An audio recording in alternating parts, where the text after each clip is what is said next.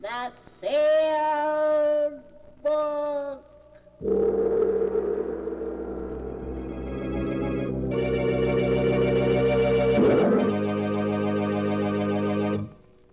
Once again, the keeper of the book is ready to unlock the ponderous volume in which is recorded all the secrets and mysteries of mankind through the ages, all the lore and learning of the ancients, all the strange and mystifying stories of the past, the present, and the future.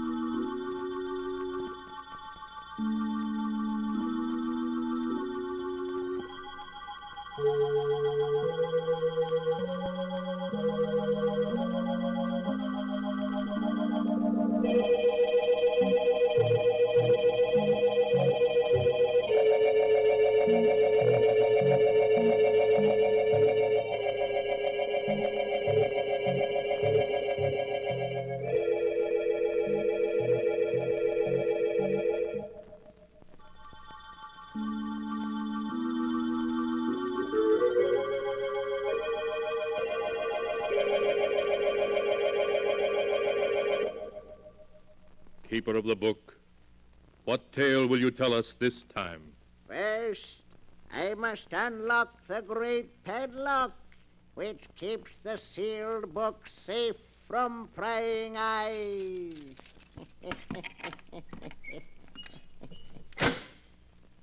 Now, what story shall I tell you? I have here tales of every kind. Tales of murder, of madness, of dark deeds, and of events strange beyond all belief. There. Now let me see. Yes. Yes. Here's a tale for you. A dark story of two brothers. One of them killed because he could not help himself. The other one was interested in murder too, but in a very different way. The title of the tale is The Hands of Death. Here is the tale as it is written in the sealed book. It began in San Francisco on a night of thick, suffocating fog. A young man hurrying homeward turns a corner and bumps abruptly into a huge figure striding toward him. Oh, excuse me. Fog is so thick I didn't see you. It's all right. Tell me, do you live here? Here in San Francisco? Why, yes, I do. Do you know where Edward Morlock lives now? Why, no, I never heard of him. Now, if you'll excuse me. Wait. But I've really got to get home. I just want a light from your cigarette. Oh, of course. Here, I'll hold it for you. Just hold it like that. What is it? What's the matter? Nothing.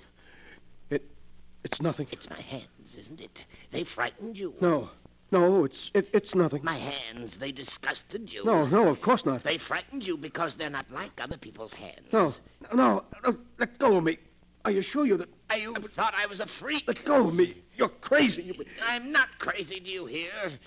I'll show you. No. I'll show you.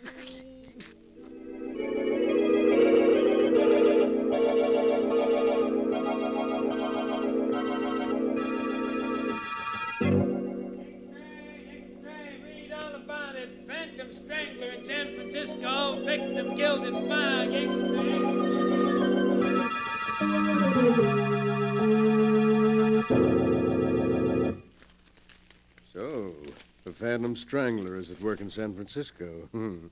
Jennings will be interested in that. I beg your pardon, Mr. Morlock. Huh?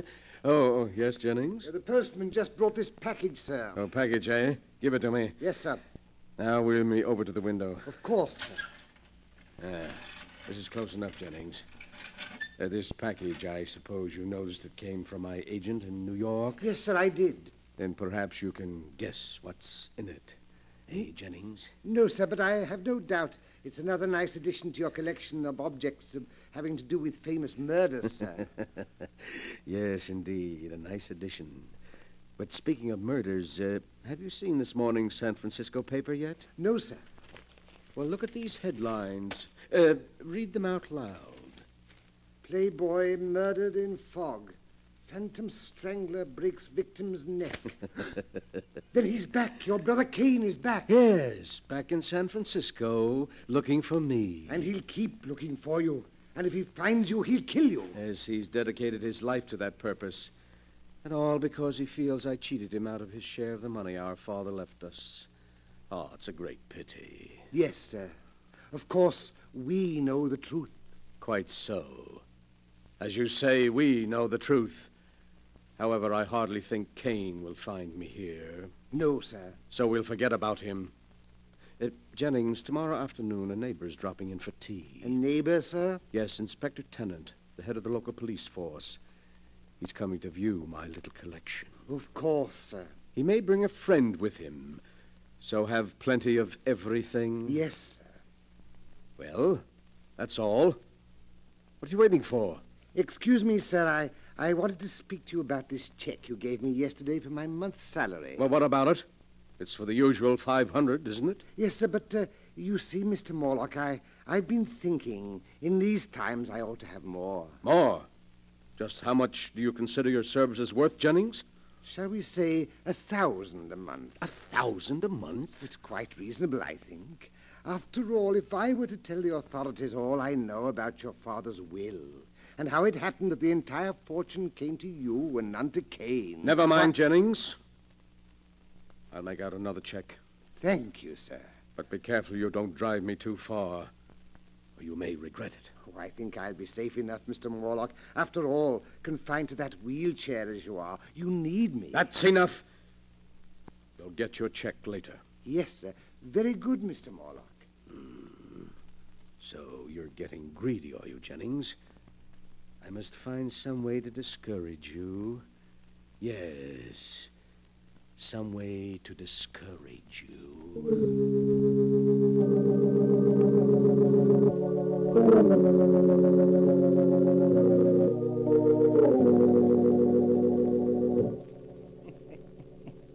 The next afternoon, Edward Morlock, the strange, crippled collector of murder relics, enjoyed himself thoroughly playing host to Police Inspector Tennant and Mr. Norman Smith, a criminologist friend of his.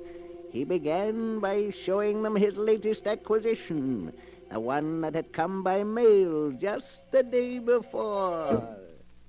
And now, gentlemen, look.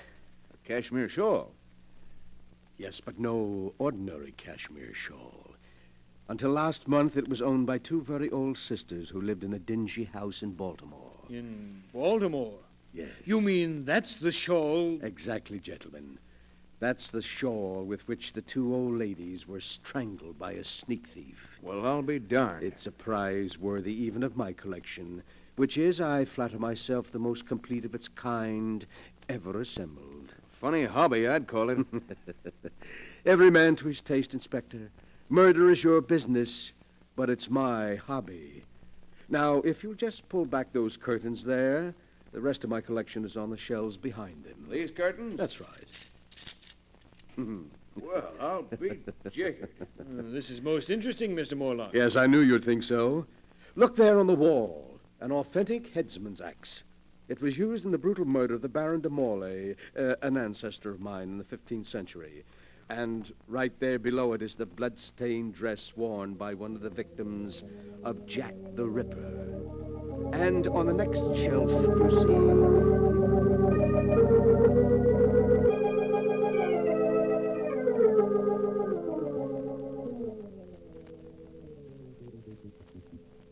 And so there, gentlemen, you have the highlights of my collection. How do you like them? Well, if that's the sort of thing you're interested in, I'll say your collection does seem complete. It is indeed.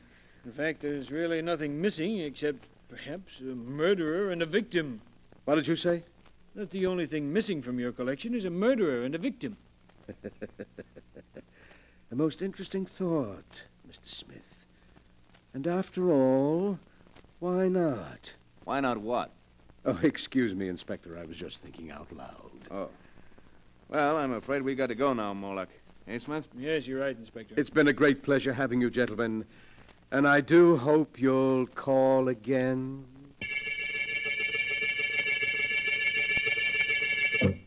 Yes, Mr. Morlock, you rang? Yes, Jennings. Before you help me to bed, I want you to mail these letters. Yes, sir. They're to major newspapers in San Francisco and contain a message to be inserted in their personal columns. A message? Yes, to my brother Kane. We used to communicate this way in the past. But, what? Here is a copy of the message. You may read it. If the gentleman with the unusual hands will visit his brother in Santa Villa, he will learn something to his advantage. You're inviting him here? Exactly. You've decided to play safe, to trap him and turn him over to the police? Oh, that's clever of you, Jennings. Yes, very clever. But you've already proved you're clever, haven't you? Now just take these letters out and mail them, and soon, quite soon, I think, we shall be seeing my dear brother Kane again.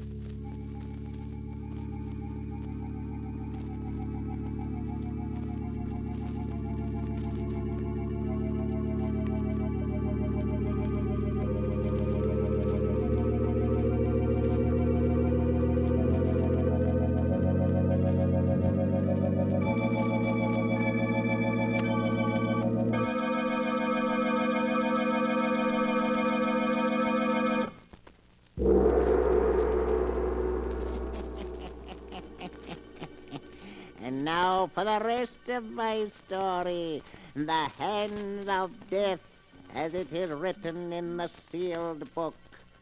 After Edward Morlock had put into effect his plan to bring his brother Kane to him, he sat in his wheelchair and waited, seeming much amused at some secret thought of his own.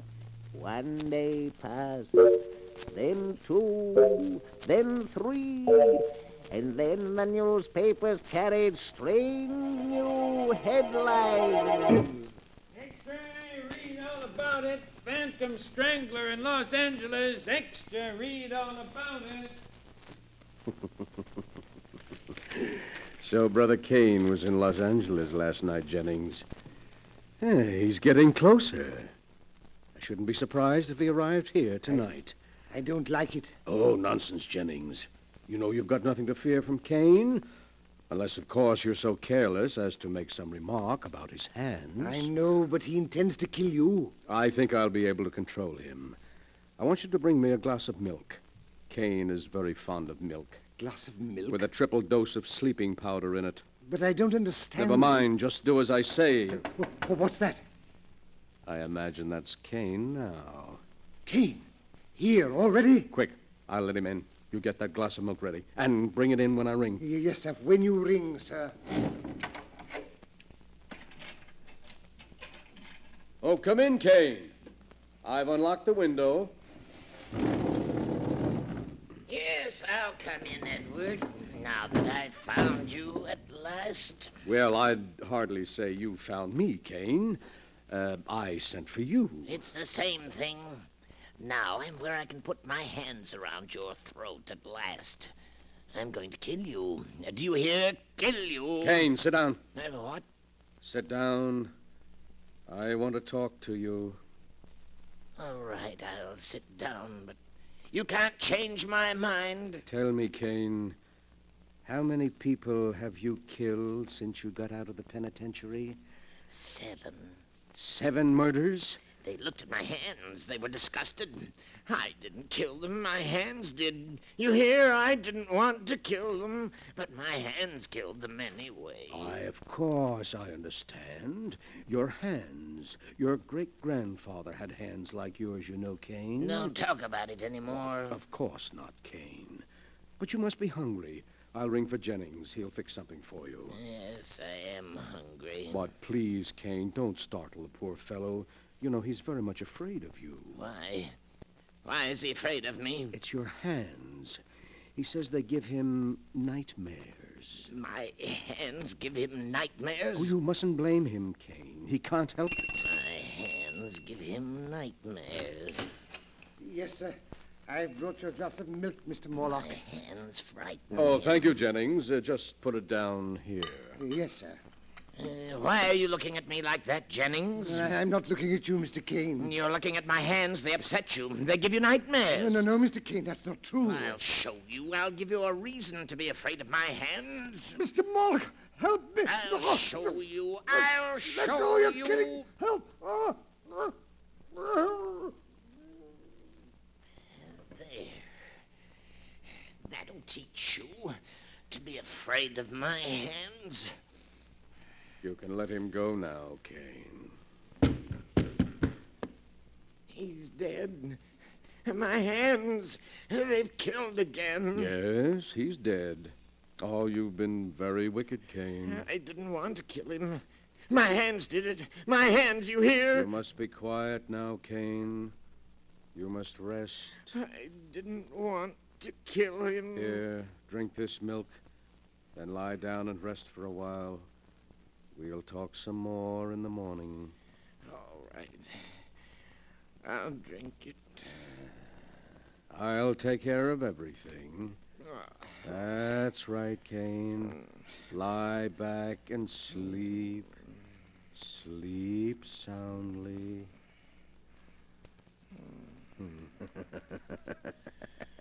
So, you would blackmail me, would you, Jennings? And you would kill me, would you, Kane? But I've been too clever for both of you.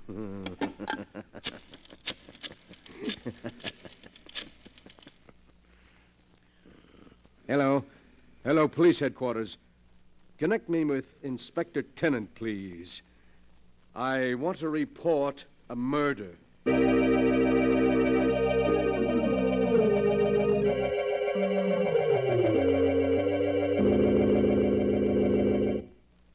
And so, there you are, Inspector. Kane was in the penitentiary for assault with intent to kill. Apparently, he escaped since then. He's been seeking for me, meaning to kill me. Good heavens, Morlock. Then he's the strangler who's been doing all these killings. Yes, I'm afraid so. Oh, and I never guessed until he showed up tonight to kill me, because he thought, you see, quite wrongly, that I had cheated him of his inheritance. Jennings bravely came to my rescue, and Kane throttled him. Then I tricked Kane into drinking some drugged milk, and, well, there you are. But Why, man? Why? Why did he kill all these people? Because of his hands. His hands? Well, you saw his hands. Tremendously strong. Not hands at all, really, but more like demon's claws. Cain is morbidly sensitive about his deformity. When he feels someone is frightened by his hands, he kills them. Just like that. God, it's a good thing we got him at last. You can take him along now quite safely, but be sure to keep him well locked up, Inspector, and don't let anyone get within reach of his hands.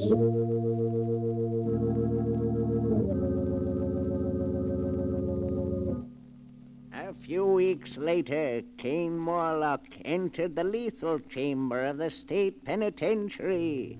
Edward Morlock, the condemned man's invalid brother, was one of the few spectators.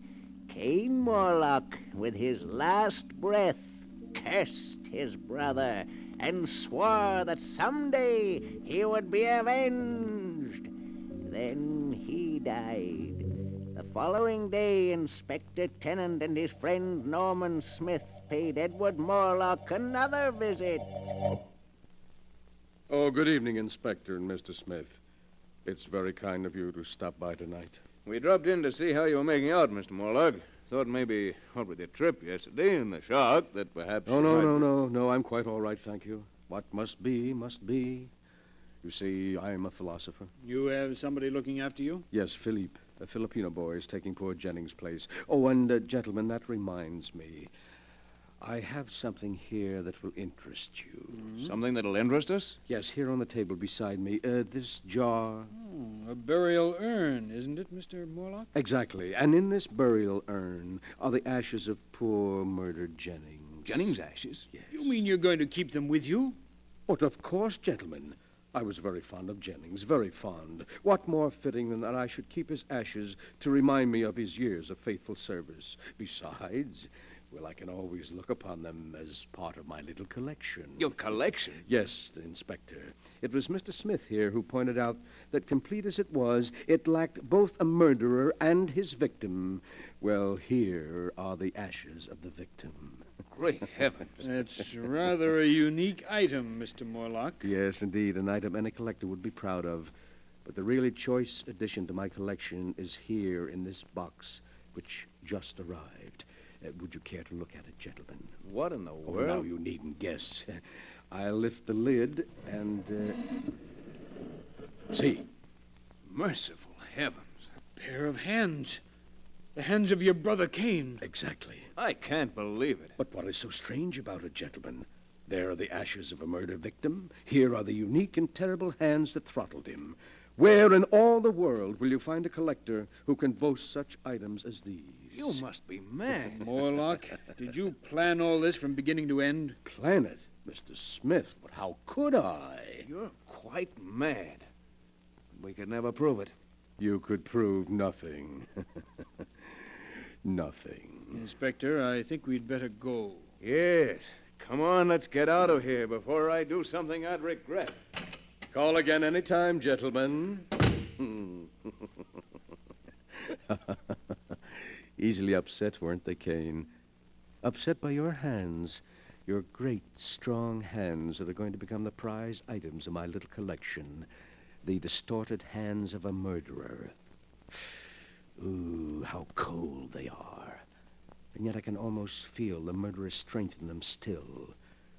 You wanted so bad that you'd close your hands about my throat, didn't you, Cain? But it's too late now. You're dead. And your hands are dead, too. Lifeless. Would you like to see how your hands look at my throat here? I'll place them there for you. See how nicely they fit around my neck.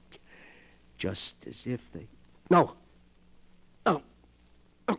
Let go of me! Your hands! They're choking me! I can't breathe! Morlock, what is it? Where are you? Inspector, look. They're on the floor. Good Lord. It's Morlock. And... No, it can't be. His brother's hands are clutched around his throat. They've strangled him.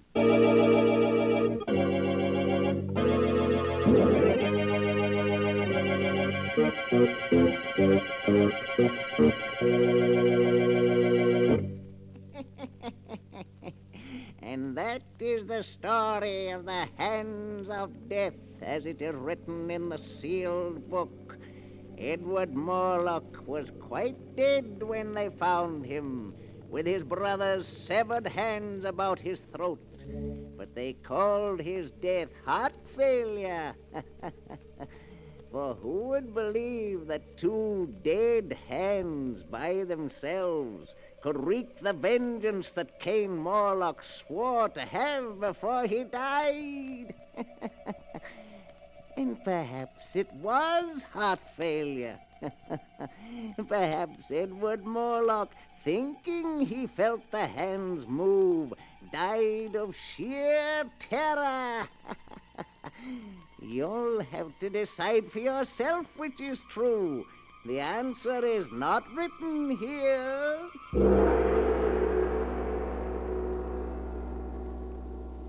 But the sound of the great gong tells me I must lock the book once again. One moment, Keeper of the Book.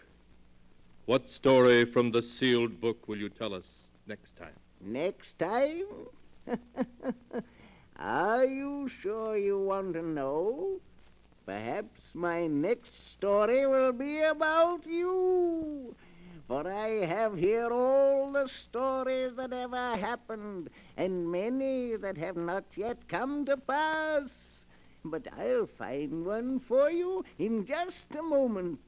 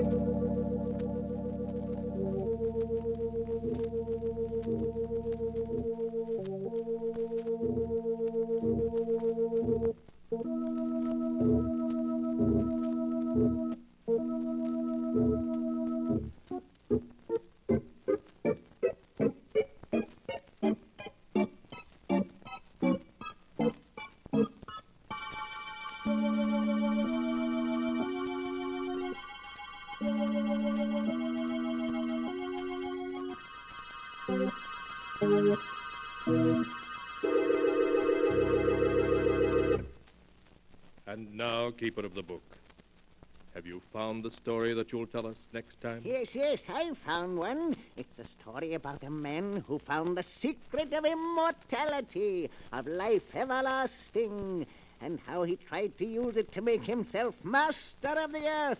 The title of the tale is The King of the World. Be sure to be with us again next time, when the great gong heralds another strange and exciting story from The Sealed Book.